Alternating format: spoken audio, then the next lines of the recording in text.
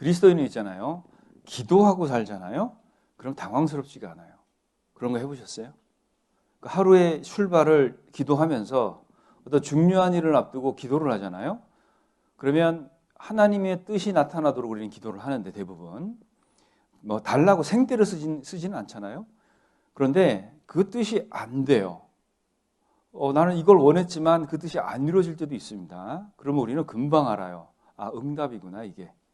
그러니까 뭔가 선택하고 방향을 잡고 나가는데 아주 간단해집니다. 근데 기도를 안 하고 멍하게 살잖아요. 그러면 하나님이 어떤 일을 막 이루시는데 우리는 당황스러워요. 이게 왜 이러지? 왜 생기지? 왜? 기도 안 했거든요. 근데 기도를 하고 이렇게 살잖아요. 그럼 어떤 일이 생겼을 때, 아, 이게 주님 뜻이구나. 안 되는 게 주님 뜻이구나. 뭐 이런 것들을 우리가 쉽게 알 수 있다는 거예요. 그래서 기도를 하는 사람은, 저는 그런 생각이 들어요.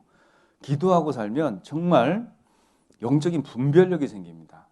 다시 얘기해서, 뇌가 하나 더 생기는 느낌이 들어요. 지금까지는 인뇌 갖고 살았는데, 기도하고 살면은 뭔가 하나님의 뜻을 분별하고 해석하는 뇌가 하나 더 있는 것처럼 느껴져요.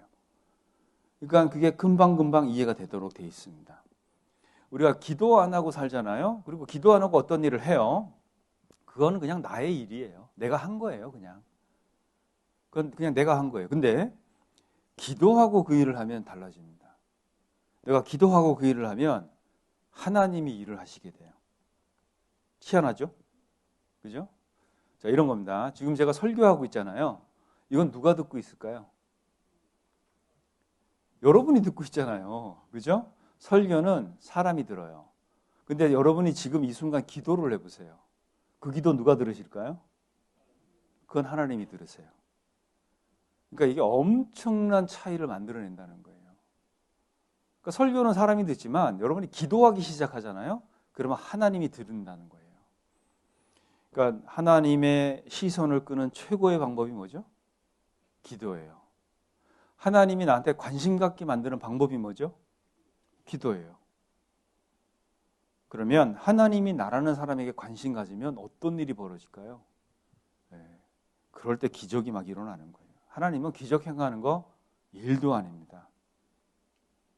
그래서 이런 말이 있어요. 우리가 온 힘을 다해서 1년 동안 일해서 얻은 성과보다 하나님이 1분 일한 성과가 더 커요. 그러니까 우리가 이것을 이해를 해야 됩니다. 그래서 기도 안 하고 살잖아요. 모든 보급 중단, 모든 신령한 각성 중단, 그죠? 그리고 모든 영적인 힘 중단, 이렇게 되는 겁니다. 그래서 기도 없이 사는 건 정말 두려운 일이라고요. 그래서 그리스도인은요, 이걸 늘 기억해야 돼요. 항상 기뻐하라, 쉬지 말고 기도하라, 범사에 감사하라. 이는 그리스도 예수 안에서 너희를 향하신 하나님의 뜻이니라 그랬잖아요. 어떻게 우리가 쉬지 말고 기도할 수 있습니까? 쉬지 말고 기도하는 거 어떻게 가능할까요? 이거는 뭔 얘기를 하시는 거냐면 그냥 일상이 기도가 돼 있어야 돼요. 자, 일상으로 어떻게 기도하면서 합니까? 내가 업무도 봐야 되고 사람들하고 얘기도 해야 되는데 그게 그 얘기가 아니고요. 일상이 기도라는 얘기는 뭘까요? 하나님이 여기 계시다는 얘기예요. 하나님 앞에서 살아가라 그런 얘기입니다. 그러면 그분하고 대화하는 건 아무 문제 없어요. 내가 이분하고 얘기하고 있지만 마음으로는 하나님 내가 이거 어떻게 얘기할까요? 이분 여기 계시다는 거예요. 그러니까 이게 안 돼 있으면 뭐 기쁜 것도 물 건너갔고 쉬지 말고 감사하는 것도 물 건너갔고 뭐 쉬지 말고 기도하는 거 불가능하고 그리스도인이 잘못하면 그렇게 살아요. 그래서 기도는 하나님의 뜻인 거예요. 다시 얘기하면 그리스도 예수 안에서 너희를 향한 하나님의 뜻이라는 게 뭔 뜻입니까? 난 너네랑 같이 있고 싶어 그런 얘기예요. 근데 나는 찾지를 않아요, 그분을. 그게 우리의 치명적인 실수들입니다. 우리가 기도할 때 자기를 부인해야 됩니다. 기도할 때 있잖아요. 좀 이기적인 마음들 내려놓고 기도해야 돼요. 그래서 하나님의 뜻대로 할 수 있으려면 내 자신을 좀 내려놔야 됩니다. 어떤 일을 해결하고 싶은데 우리는 이 문제를 해결하고 싶어만 하지 이걸 통한 하나님의 뜻은 잘 안 들여다보려는 거예요. 그러니까 늘 엉뚱한 결론에 도달한다는 거죠. 그래서 하나님 뜻대로 하지 않는 기도 응답이 잘 안 됩니다. 그래서 사무엘상 찾겠습니다. 사무엘상 1장입니다. 1장 17절, 18절 제가 읽겠습니다. 엘리가 대답하여 가로되 평안히 가라. 이스라엘의 하나님이 너희 기도하여 구한 것을 허락하시기를 원하노라. 가로되 당신의 요종이 당신께 은혜 입기를 원하나이다 하고 가서 먹고, 같이 읽겠습니다. 얼굴에 다시는 수색이 없으니라 그랬죠. 얼굴에 다시 수색이 없어졌어요. 믿음으로 구했습니다. 다 받아들이니까요. 아, 이게 다 주님 뜻이구나. 그리고 믿음으로 딱 구하고 나서 더 이상 얼굴에 수색이 없는 거예요. 들으셨다는 믿음, 그 확신, 그것이 더 이상 그 한나의 얼굴을 근심이 있게 만들지 않았습니다. 우리가 의심하지 않고 드리는 기도가요, 그게 믿음의 기도예요. 상황이나 환경을 보지 않고 뭘 보는 거죠? 전지하신 하나님 보시는 거예요. 하나님을 보는 겁니다. 그게 그리스도인의 기도고요. 그리스도인의 힘은요, 믿음의 기도에서 나온다는 거 아십니까? 그러니까 우리가 입으로는 이런 얘기 잘 할 수 있어요. 네, 알겠습니다.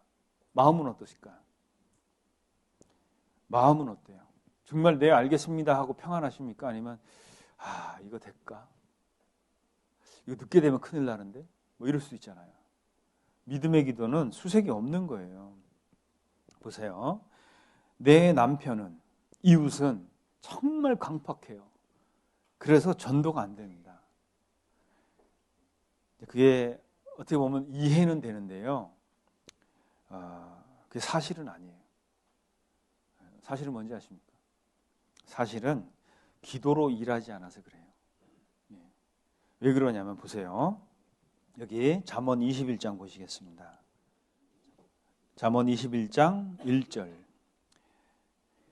왕의 마음이 여호와의 손에 있음이 마치 보의 물과 같아서 그가, 하나님이 왕이 여호와이죠.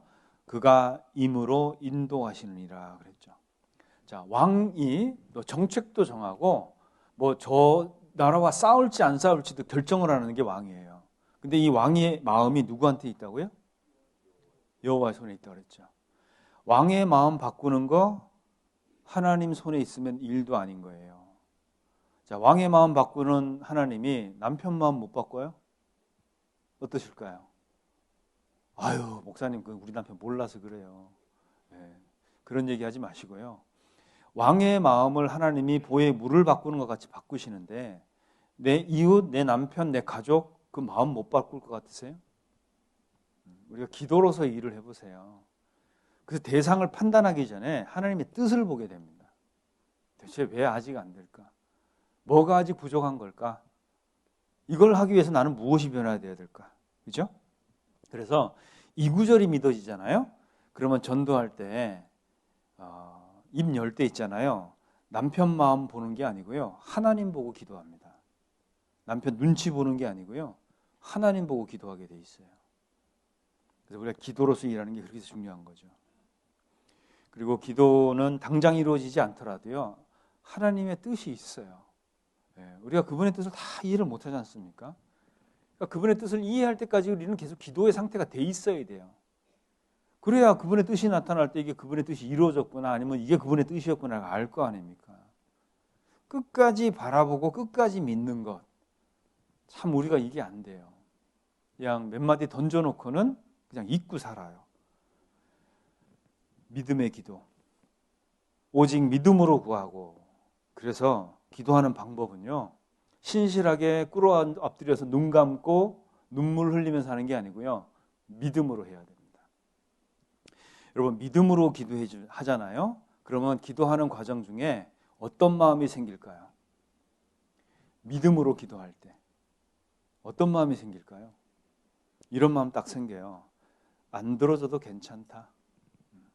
안 들어줘도 괜찮다는 거예요. 뭐 그게 하나님 뜻이면 괜찮다는 거예요. 네, 알겠다는 거예요. 그게 믿음으로 기도할 때 생기는 마음입니다. 다니엘서 3장입니다. 17절, 18절을 제가 같이 읽겠습니다. 만일 그럴 것이면 왕이여 우리가 섬기는 우리 하나님이 우리를 극렬히 타는 풀무 가운데서 능히 건져내시겠고 왕의 손에서도 건져내시리이다. 18절 같이 읽겠습니다. 그리 아니하실지라도 왕이여 우리가 왕의 신들을 섬기지 아니하고 왕의 세운 금신상에 절하지 아니할 줄을 아옵소서. 이게요 뭐 깡다구로 행패 부린 게 아니고요. 믿음의 기도를 하면 이런 말을 할 수가 있다는 거예요. 반드시 하나님이 들어줄 건데 안 해줘도 우리는 안 해요. 왜? 만약에 기도를 들어주지 않아서 신상에 절하지 않았다고 우리가 죽은들 그게 하나님 뜻인데 뭐가 문제가 될 거냐는 거예요. 믿음으로 구하는 것. 믿음으로 구하면 안 들어줘도 뭐 괜찮습니다. 네. 그런 마음이 딱 생기게 돼 있어요. 그래서 우리가 믿음 없이는 기도할 수가 없습니다. 왜냐하면 기도의 뿌리가 믿음이에요. 오직 믿음으로 구하고 그렇죠? 믿음의 강도와 기도의 강도가 비례하는 거 아세요? 네. 믿음의 강도와 기도의 강도가 비례하는 거예요. 그리고 간절함의 크기와 기도의 크기가 달라요. 그것도 비례합니다. 내가 마음이 들어가잖아요. 간절함이 들어가면 기도가 길어져요. 네. 그리고 형식은 떠나 있습니다. 정말 중심으로 하나님께 나가서 그분을 붙잡으려고 해요. 근데 사는 게 편하고 신앙이 게을러지고 생각이 게을러지잖아요. 그러면 기도가 그냥 형식이 돼버려요. 그 기도는 지붕 위로 못 올라갑니다. 여호수아는 어땠습니까? 전쟁했죠. 무슨 기도하죠? 적을 싸워 이기게 해주세요가 아니었잖아요. 태양 저거 좀 멈춰봐봐요. 이런 기도하죠. 그죠? 그 하나님이 태양 멈춰요. 어떻게 하셔요? 멈춰주잖아요. 스케일이 다른 거예요. 우리가 혹 믿음의 기도를 하고 있지만 정말 이런 간절함이 결여되어 있는 어떤 그런 것 때문에 능력을 너무 많이 잃고 있는 건 아닌가. 그런 기도의 크기와 차원 이런 것들이 다를 수가 있다는 거예요.